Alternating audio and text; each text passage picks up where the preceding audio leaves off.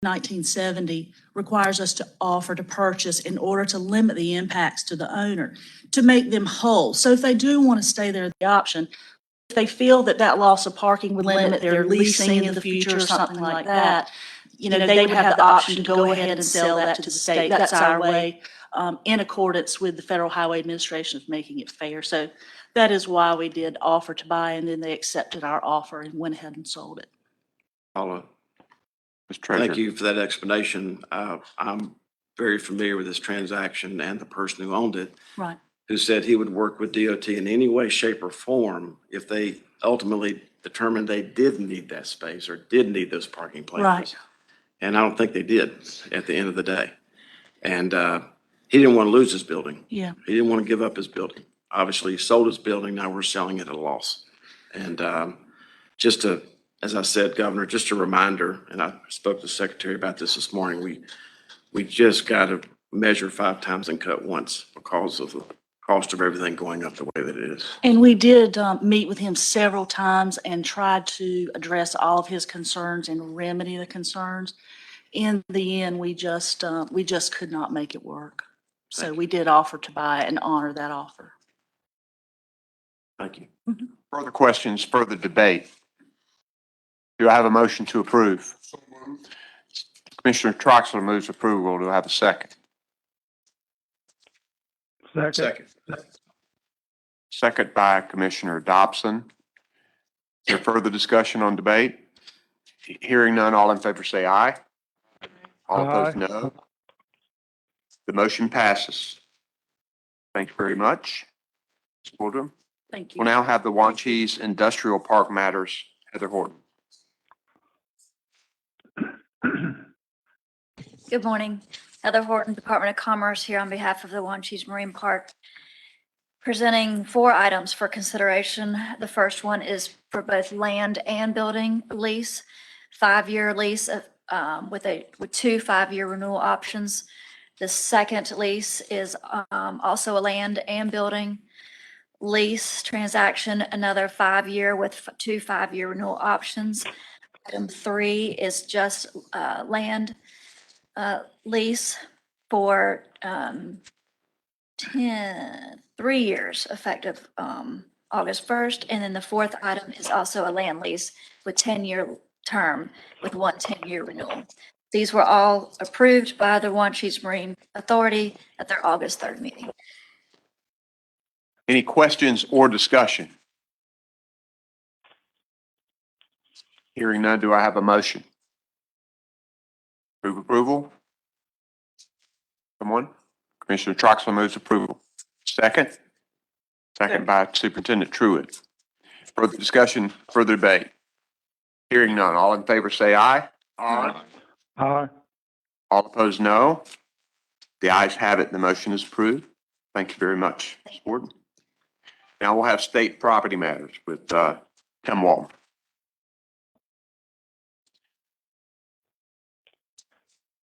Morning, Governor, members of the council. I have 21 items for your consideration this month. These items have been previously sent to members of the Council of State for review. Are there any questions for? Do I have a motion for approval? So moved. State Auditor moves approval. Is there a second to that motion? Second. Second by Lieutenant Governor. Is there further discussion or debate? Hearing none, all in favor say aye. Aye. No. The ayes have it. Thank you, Mr. Walton. Thank you. All right, we've come to time for us to give reports to each other of what's happening in our particular agencies. We'll start with the Secretary of State. Good morning, Governor. Thank you for this opportunity. I hope no one gets fatigued with me talking about the number of businesses that are being created here in North Carolina, No, because it's we good don't. news for all of us, yes. At some point, I wondered when there would be a drop in this. As you know, 2021 and 2020 were both record years for North Carolina. In fact, in the 2 years, we're up nearly 50% of new businesses. So I wondered when it was going to drop, and there is a leveling off. I will not call it a drop. For the first 6 months of 2020, we did 96,000 new business creations. For the first 6 months of this year, it was 93,000. So that's a drop of 3,000 over a period of 6 months. So that's not much of a drop off. And we are still continuing to create new business entities, corporations, LLCs, and nonprofits, somewhere between 650 to 700 a business day. Again, a shout out to my staff. They're doing a great job, and my tech people in particular. Last month, I had the opportunity to visit Swain and Jackson counties, and they were two new counties that we had added to the Rural RISE, which is Resource for Innovators, Startups, and Entrepreneurs, a new initiative. And our mission is to get these new businesses that are started at least familiar with the resources that are available to them by the state or nonprofits at no or low cost to them. A lot of folks just don't know what's out there. They don't know what resources there are, including lenders, lenders who are interested in small business lending. We know that we lose a fourth of our new business creations in the first 3 years, and we lose 50% by the first 5 years. Now, there may be a lot of multiple reasons. They may have only been a single purpose LLC, and now a piece of land has been acquired and it's sold and that LLC goes out of business. But those that are making services, providing services, potentially hiring people, those are the ones that we want to know, have them know what is available here. We've since added Duplin, Bladen, Allegheny, Ashen, Watauga. So we're now up to 22 of our 78 rural counties with a bulletin that is specifically geared to that county with names and desk telephone numbers and desk emails to a particular person who can help them rather than just getting them into a telephone tree and some of the other frustrating things. While visiting Swain and Jackson, a lot of companies talked about broadband. And I will tell you, Governor, they are excited about the grants that have been received. I knew it, but it was an eye-opener to me to know that part of the problem in the western part of the state is simply the topography and the fact that there's so much public land there that is a big gap of area and potential issues with using that. So, the Swain and Jackson County people are excited. I felt that personally, and I know it's everywhere else around the state that has received grants. So we're doing all we can to make these small businesses successful. Thank you, ma'am. Commissioner Troxler. Governor, 'tis fair season. Yeah. This past Friday, we did open up the Mountain State Fair.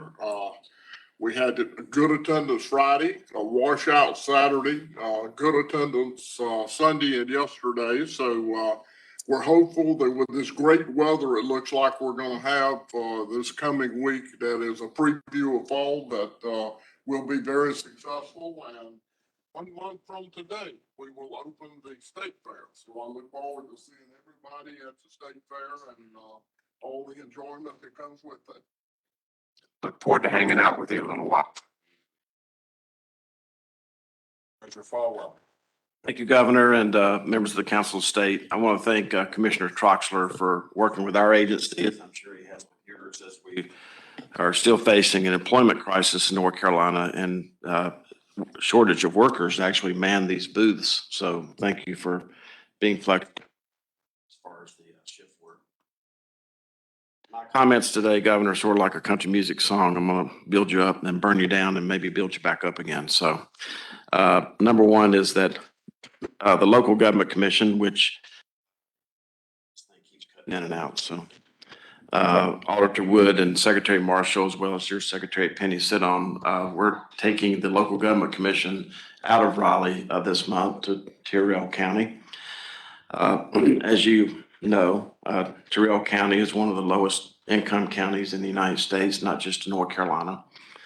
It's estimated that there are less citizens in Tyrrell County this morning than there are students and faculty at West Forsyth High School or Myers Park High School.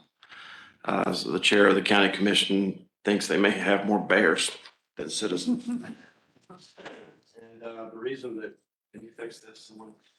Ceiling lights. So my point of saying that to you is that it's an example when you have a county that has that low income where half the property is does not pay property tax because it's owned by the state or federal government, and you have more bears than people. The answer is not, you can't tax the bears. So we're taking the LGC to the 4-H camp. They are super excited about that, as well as Secretary Marshall. There are bunk beds. If anybody's interested in coming to the 4-H camp, you can put in your order now. But the 4-H camp really hasn't been up and running too much since COVID. So, There is an executive conference facility with. yes.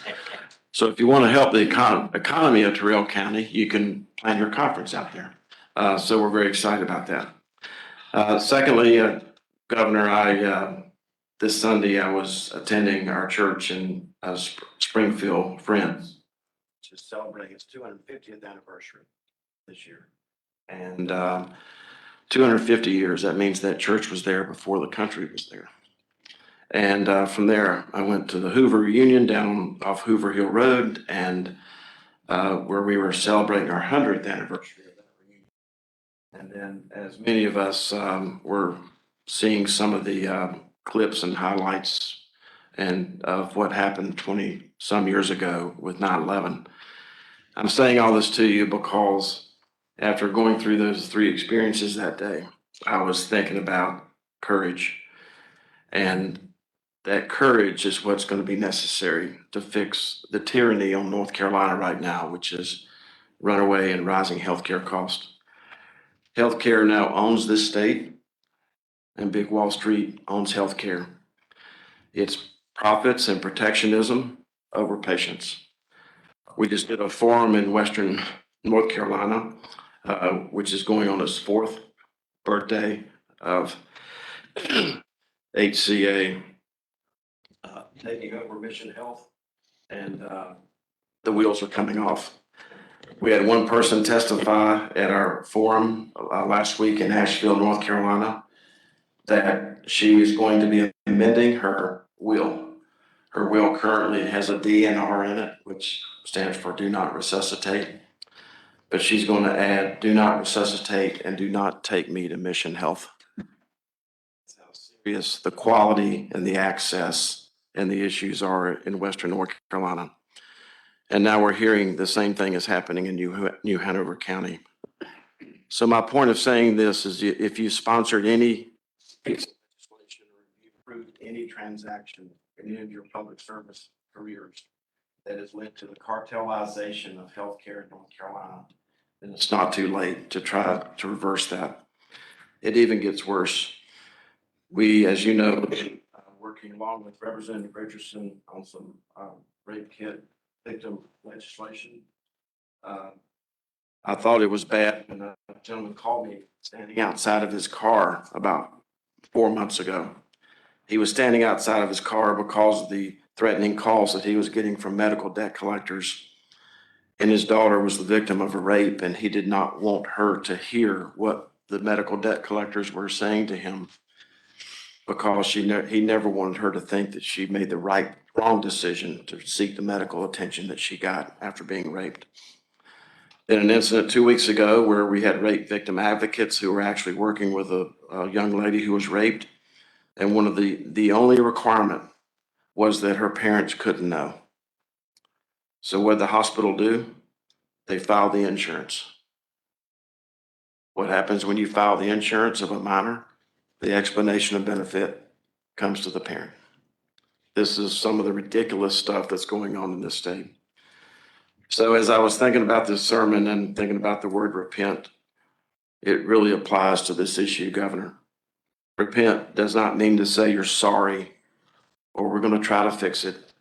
Repent means to stop what you're doing and reverse course. And that's exactly what we need to do with healthcare in North Carolina.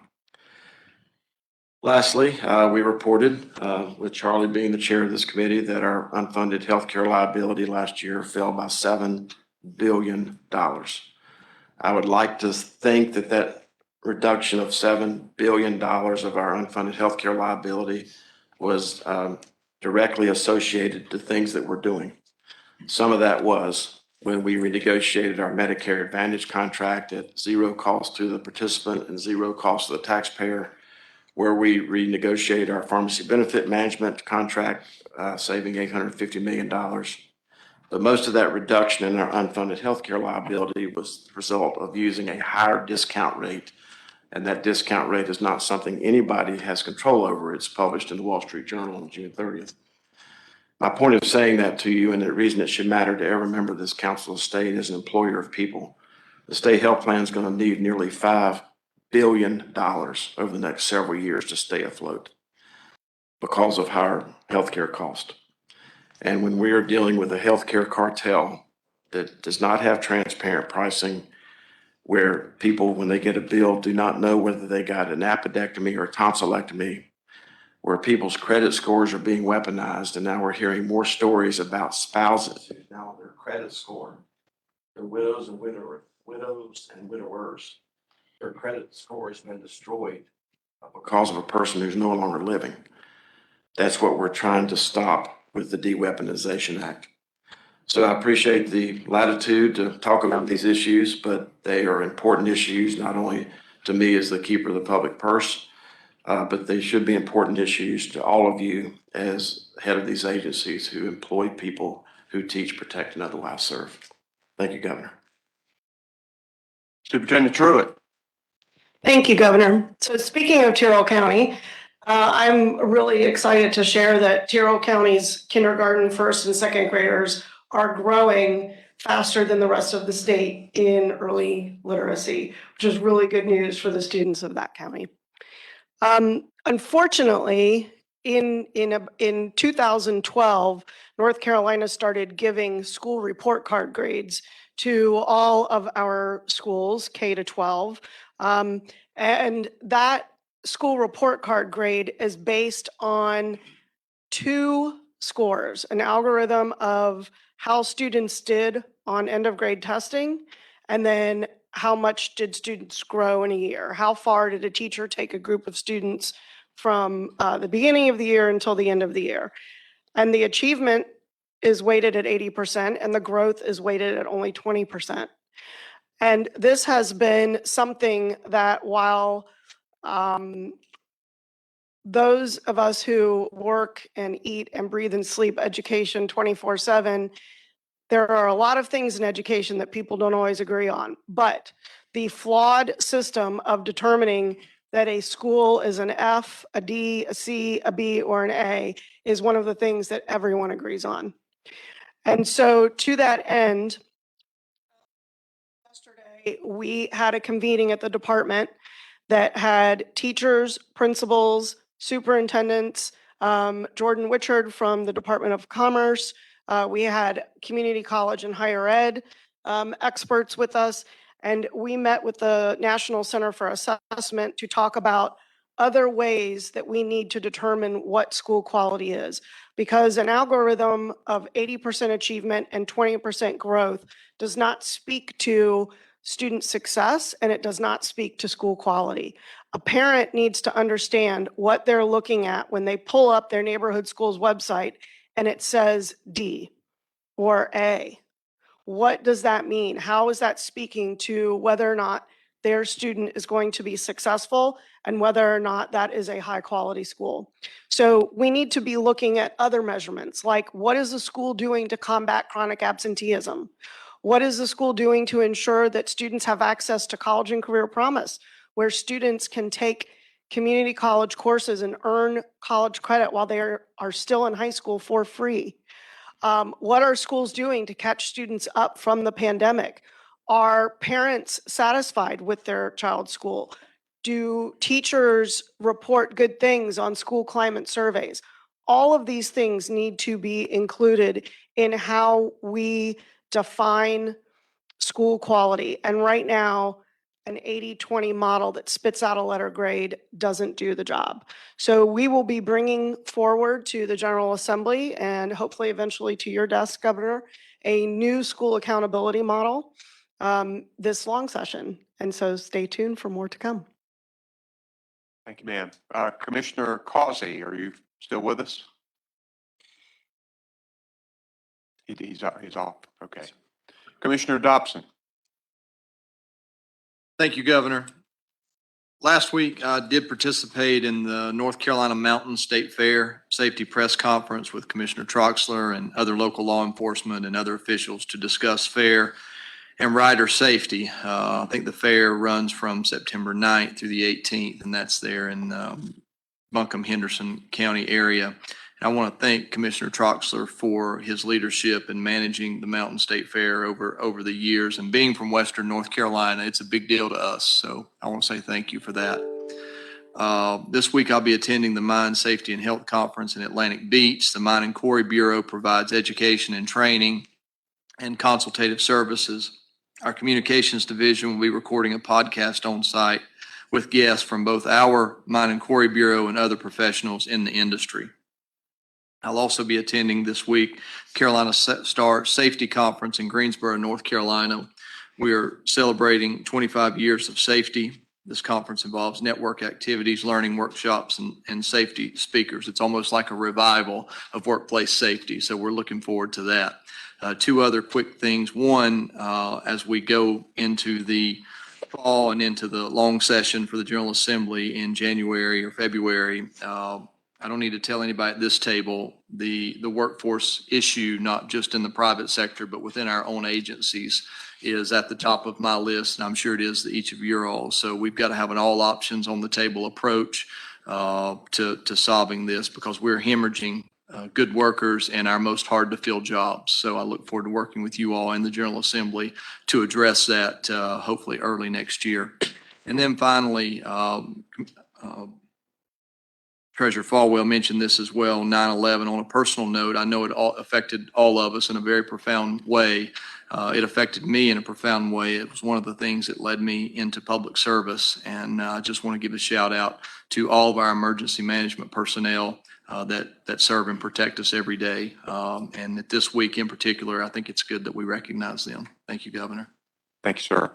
Auditor Wood. Thank you, Governor. I have nothing this morning. Lieutenant Governor Robinson. As most of you all know, there were two sheriff deputies who were killed recently, right back to back here in North Carolina. I wish I could say that that was an anomaly, but unfortunately across the country, it's not. The assault that we see on law enforcement across our state and across our nation is intolerable, and it's happening far too much. 9/11 has been mentioned today, and it's amazing how we went from celebrating our first responders as heroes to now almost demonizing them in the public square and seeing them murdered and assaulted and derided on a daily basis. There's around this table, I'm sure that we could agree on two things, that we disagree on a lot of things. That's one. But the second thing that we all agree on is that we should stand up and protect those who protect us. And Governor, I want to say thank you for your words at the funeral of the K-9 officer in Wake County. That was greatly needed, and we certainly appreciate that. It was very timely, and we certainly appreciate your presence and your words there, your words of comfort. But I think all of us, whatever our position is, whatever we can do in our position to stand up for law enforcement, we need to do it. Those guys and gals need us more now than ever. So our office is committed to that, and I hope all of you all's office is as well. So thank you. That's all I have. Charlie, do you have anything on budgeting or anything that you need to let everybody know about? Sure, real quick. I just want to say a few thank yous. Thank you to you as agency heads and your CFOs on a good closeout. We closed out last fiscal year seamlessly, even with a new cash management and accounting system. We worked through some of the bumps and had a very timely closeout. Also want to thank you for the great work. After the governor signed the short session budget on July 10th, we've been working feverishly to certify the budgets in the current year and to get the money out as quickly as possible. And we're on time in that space as well. And believe it or not, in the next 30 days or so, we'll be kicking off the long session budget process for the next biennium. So more excitement to come. Thank you. Without objection, Governor. we'll, yes, sir. Treasurer Paul. Just a point of order, information. The LGC meeting in November is going to be at Western Carolina University. So we're taking it east this month, but taking it to Western Carolina, and that's the same day as the Council of State. And I just wanted to let you folks know that there'll be individual decisions made about who will be in Cullowhee for the local government commission meeting. But there's a chance that I'll be attending remotely that day, and we may have some others attending remotely also. Mr. Lieutenant Governor. I also wanted to ask if we could adjourn in honor of all the first responders across the state. That's what I was about to do. Absolutely, thank you. So, yeah, so are you going to take a trip from Terrell County to Western Carolina in one day or two? One I month. have. Try. Okay. Without objection, we'll adjourn this meeting in honor of the victims of 9/11 and first responders all across our state and nation. We are adjourned. Thank you.